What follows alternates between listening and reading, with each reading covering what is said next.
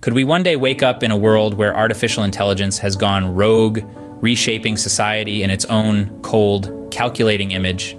It might sound like something out of a sci-fi movie, but these fears are more than just fiction. They're real concerns that echo through the minds of scientists, ethicists, and everyday citizens like a chilling wind. Imagine a world where your job, the one you've spent years perfecting, is suddenly obsolete. An artificial intelligence, unfeeling and relentless, can do it faster, better, cheaper.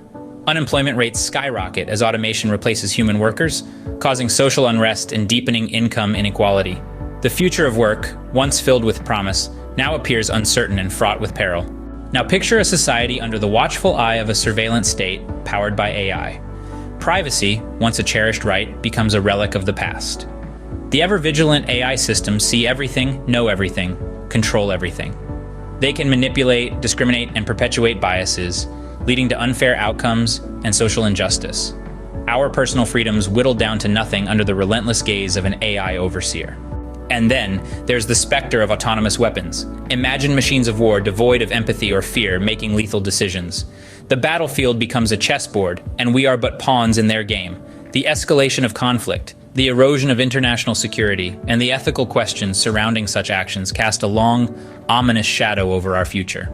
But perhaps the most chilling scenario of all is the prospect of the technological singularity, a point where AI systems rapidly self-improve, outstripping human capabilities and control. An existence where AI, not humanity, holds the reins of power, reshaping society in unpredictable and potentially harmful ways. These are not just idle fears. They are potential realities we must face. But the future is not yet written. We hold the pen. It's time to take a stand for responsible AI development and regulation. It's time to ensure ethical considerations and responsible AI governance are at the forefront of our efforts.